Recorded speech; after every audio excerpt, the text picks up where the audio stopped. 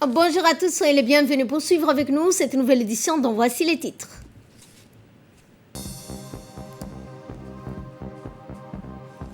Le chef de l'État Ismaël Omar Guelleh a présidé aujourd'hui la 3e séance du Conseil de ministres.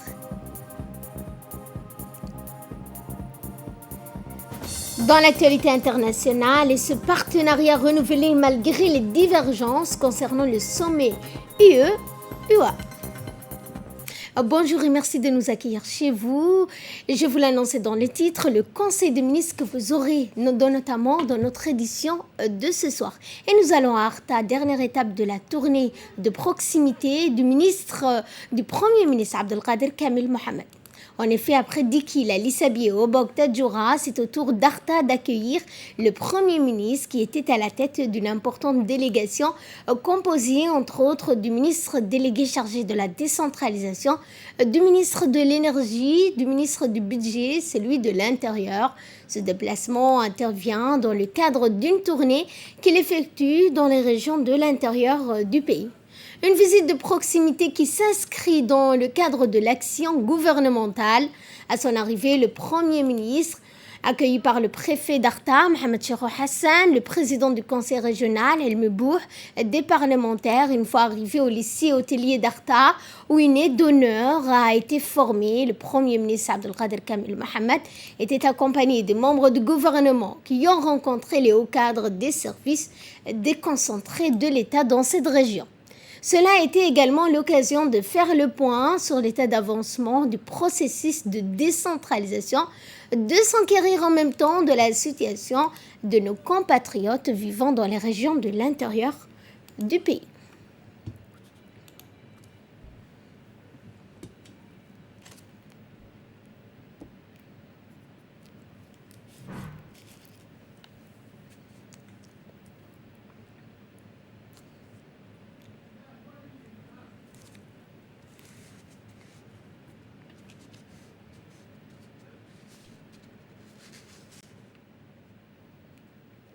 S'en est suivi ensuite une série d'échanges qui s'est tenue avec le Premier ministre, les membres du gouvernement qui se sont directement entretenus avec les services déconcentrés et la population de la ville d'Arta.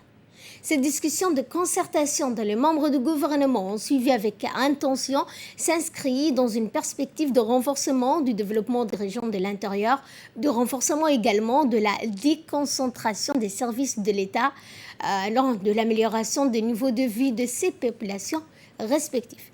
Cette tournée dans les régions de l'intérieur du Premier ministre qui marque également la fin de sa tournée dans la région de l'intérieur souscrivent à un double objectif. Il s'agit d'une part pour lui d'évaluer la déconcentration des services et la portée de l'action entérinée de ces contrées et en même temps d'enregistrer directement les aspirations nouvelles de nos compatriotes vivant dans les régions de l'intérieur aux fins d'éventuels recadrage et d'adoption de politiques conformes à des besoins réels et légitimes.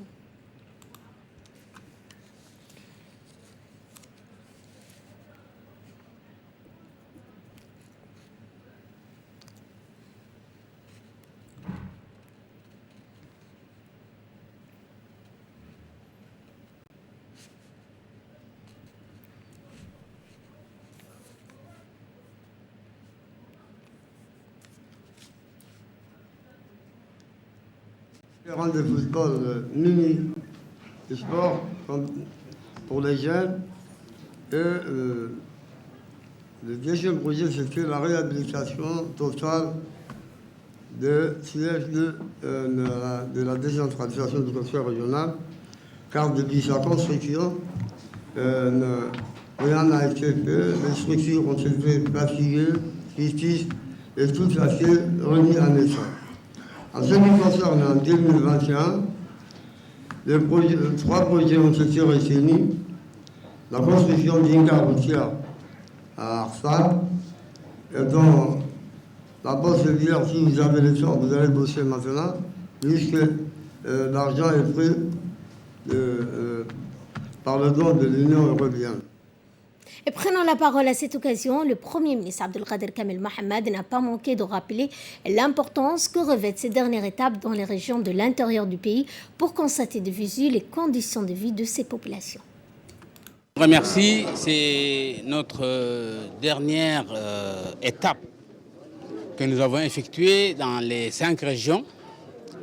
Nous avons récolté effectivement des informations qui sont très importantes pour nous, que nous allons prendre ça en considération et nous allons les corriger en effet.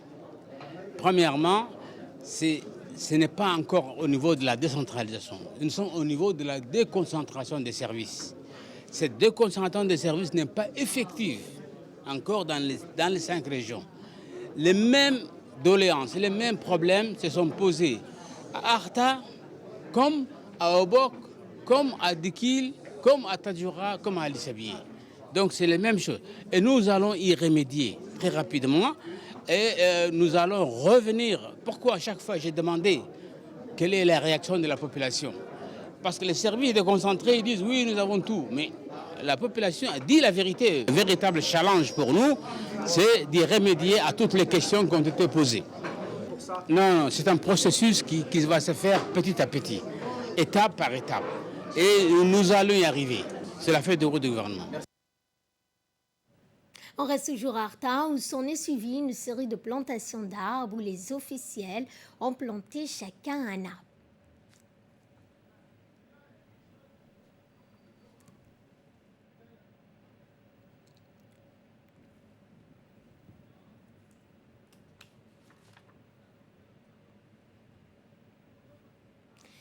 Eh bien, le premier à planter un arbre, c'était le Premier ministre Abdelkader Kamel Mohamed. Les membres du gouvernement ont tourné dans cette région d'Arta, ultime étape et dernière étape de la tournée du Premier ministre dans les régions de l'intérieur du pays.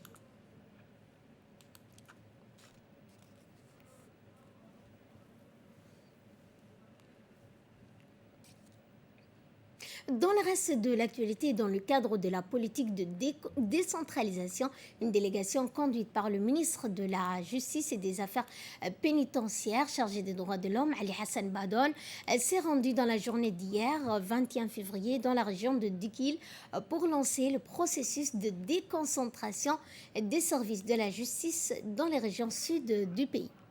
En effet, le reste de la délégation ministérielle était composé du futur procureur de la République de la région sud installé à Dikil, du président du tribunal de la première instance des régions sud également, du futur président du tribunal du statut personnel, du responsable du projet de construction du tribunal, M. Hussein Abdellahi Rayale, inspecteur, et enfin M. Mahmoud Hassan Saïd, conseiller technique.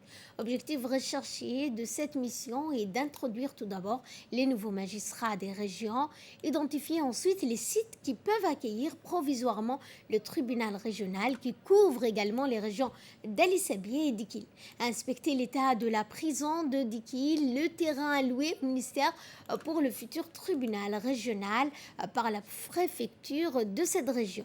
Accueilli ensuite notamment à la résidence par le préfet M. Aden Moussadarar, la délégation conduite par le ministre s'est entretenue avec les autorités locales sur les objectifs de la mission du ministère, l'analyse des besoins de cette population en matière de justice ainsi que le projet du ministère de la Justice pour cette région du sud du pays dans l'esprit de rapprocher l'administration judiciaire et pénitentiaire aux administrés.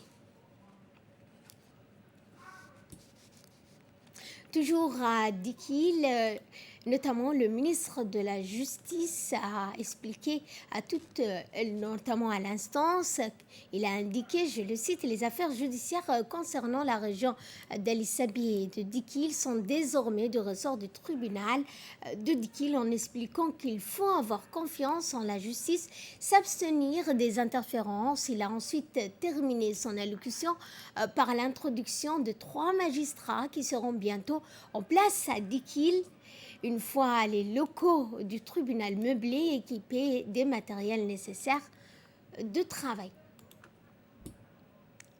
Après la réunion, la délégation ministérielle a visité les locaux du bureau de Madoum de la ville de Dikil qui n'a pas manqué de présenter au ministre sa méthode de travail, ses différents dossiers, les difficultés rencontrées dans l'exercice de sa fonction, notamment dans le domaine des causes et conséquences du divorce. Ensuite, cette même délégation a entrepris une inspection de la prison de Dikil.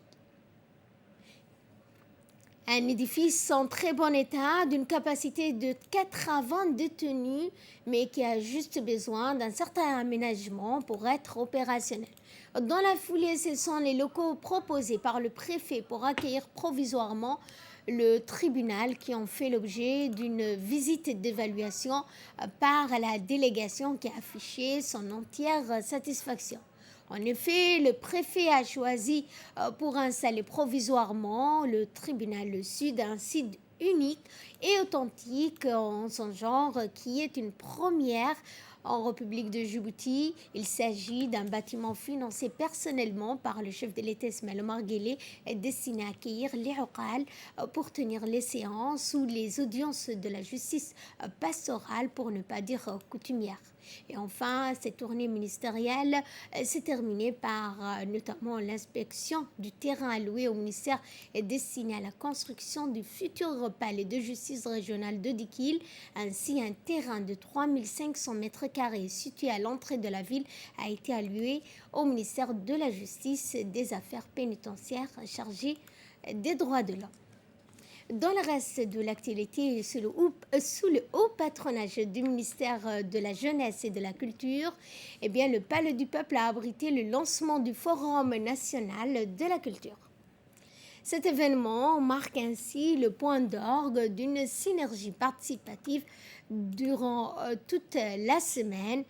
Ont participé à ce forum les représentants, les cadres panélistes issus de plusieurs ministères, des experts, des personnes du ministère de la Culture et de la Jeunesse, des ONG, des mouvements associatifs, et des élus des notables, hauts dignitaires de cette institution allouée notamment au ministère de la Jeunesse et des Sports, dont fait partie les étudiants d'art. Dans son mot d'ouverture, la ministre Dr Hibo Moumine a mis en exergue l'importance que revêt le forum, marquant ainsi l'aboutissement d'intenses échanges, et a souligné que les recommandations qui en sortiront sont très attendues avant de déclarer ouverts les 8 ateliers programmés.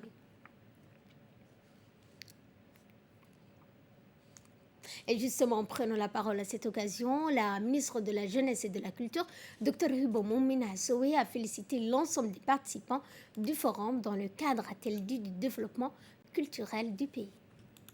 C'est pour moi un grand plaisir de m'adresser à vous ce matin pour vous souhaiter très cordialement la bienvenue à l'occasion de l'ouverture du Forum national de la culture, qui est l'un des temps forts des activités programmées dans le cadre de la Semaine nationale de l'artiste et des langues maternelles, qui a débuté le 13 février 2022 et dont la clôture est prévue demain, Inch'Allah.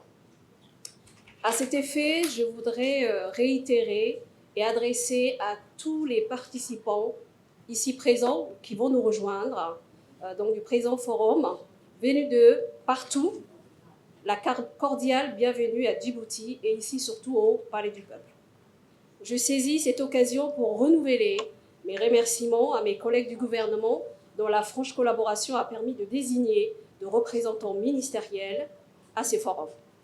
J'adresse mes chaleureuses salutations à toutes les personnalités qui rehaussent de leur présence ces forums, traduisant ainsi les grands intérêts qu'elles portent aux questions touchant à la culture et à tous ses secteurs et domaines: patrimoine, art de la scène, art visuel, édition, mode, cinéma, audiovisuel, les domaines transversaux comme l'éducation, la formation, l'investissement, le numérique. Donc nous espérons que les différents ministères qui nous ont accompagnés toute la semaine sont aujourd'hui ici représentés. Je voudrais aussi saluer l'accompagnement du PNUD et de ses représentants, mais aussi tous les autres partenaires des institutions publiques et privées, et surtout les membres et les personnalités des associations de la société civile qui se préoccupent aussi du développement de la culture.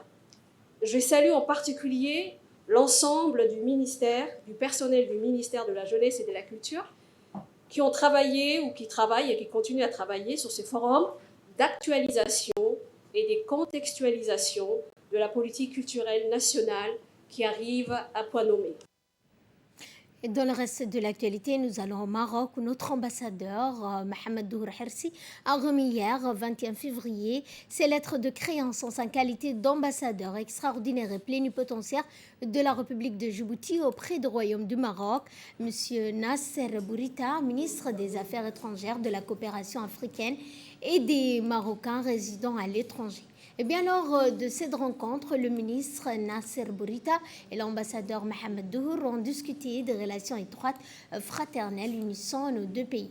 Ils ont réaffirmé la volonté à œuvrer ensemble pour développer davantage les voies et moyens, à renforcer les relations de coopération entre les deux pays. Et de là, nous passons à ce qui domine l'actualité internationale. Le sommet Union européenne-Union africaine, un partenariat renouvelé malgré les divergences. Après 2 jours d'intenses discussions, le sommet entre l'Union européenne et l'Union africaine s'est clos sur une note positive. Les dirigeants ont défini les contours d'un partenariat renouvelé et des investissements majeurs ont été annoncés. Reste à voir quel sera l'impact concret de cette rencontre pour la population en Europe et en Afrique. Selon l'Union africaine, cela nécessite une volonté de relations entre les deux continents. Fin de ce journal, merci à vous de l'avoir suivi. Excellent après-midi à toutes et à tous.